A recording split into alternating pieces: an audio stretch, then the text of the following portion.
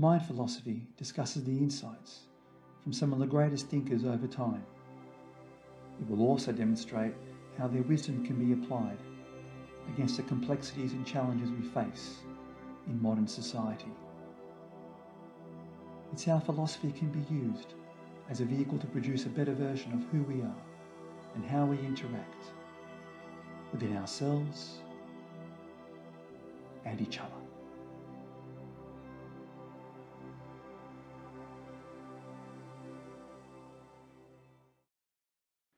Going back through history, we consider an act of kindness as something celebrated in church, a morality in Scripture. Kindness can conflict us. It can be a hindrance for our greater interests, where kindness can be compromised for an assertion of power or influence. Kindness can be the epitome of our spirit, a true bond of unity that binds us together. Yet, do we understand the true meaning on what it is to be kind? This is the subject of our discussion. As we are often eager to divulge ourselves to others, it is sometimes an act of kindness to offer our constraint, to withhold ourself and consider humility over humiliation. We have a deep resonance within to how we respond to kindness.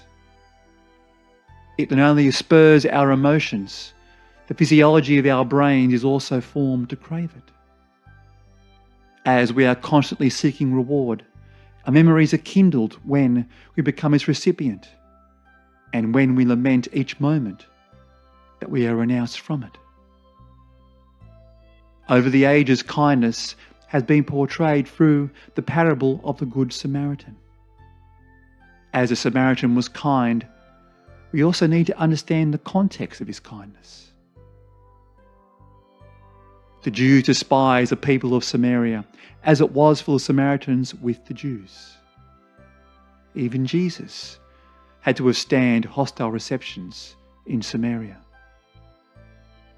So, to define kindness in its context, it would be to reconsider the sake of ourselves, with no other motive than to help another, even towards our foe. Schopenhauer also defines kindness as a means of compassion, as a true sense of sympathy or empathy.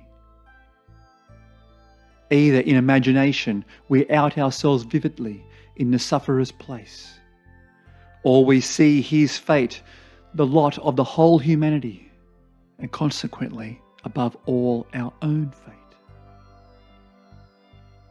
For as much as we seek kindness as being an act of empathy, we often see empathy as a tool, like a forced or reversed empathy to gain persuasion or to rid of a nuisance. Yet, the main driver of a true empathy is via the emotional associations and connections that we make. A realization that when we conjure sympathy upon ourselves, when another is in need, we pour sympathy onto their souls from the drones of our own needs and through the affection of our own imaginations. It is this capacity for compassion that defines for us what it means to be kind. As per Schopenhauer, all love is of compassion or sympathy. It would be considered naive to suggest that we consistently foster such a mindset in a modern and competitive world. The irony is that we often state the world is cruel to justify our own deeds for survival, perhaps when the victim is someone other than ourselves. In a modern world of technology, sympathy is at times forgotten, as we often see the misfortunes of others as a spectacle, where we have lost the ode of compassion towards our fellow human being. Yet not all acts of kindness means that we must completely sacrifice ourselves. A true act of kindness is in the form of our forgiveness, to aid the vulnerable as opposed to to punishing them, to reconsider passing judgment, or even if you believe your judgment is just, letting our convictions not cultivate enmity among others. It can be a simple subtlety to acknowledge a cry for help, to be gracious for one's efforts. We know the truth when we empathise, but in a true performance of kindness, we act the truth.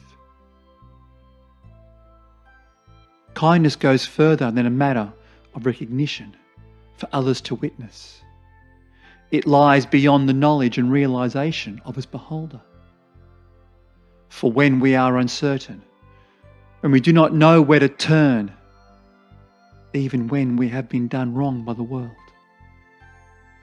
we can still consider kindness one more time as a means towards our true salvation, as a means of acting through our own values as opposed to replicating the deeds of another.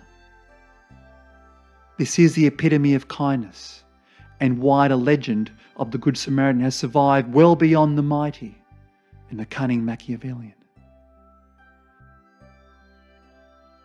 It is through our acts of vengeance that will mould us towards our mental mortality. It is through our compassion and kindness that we truly long for living.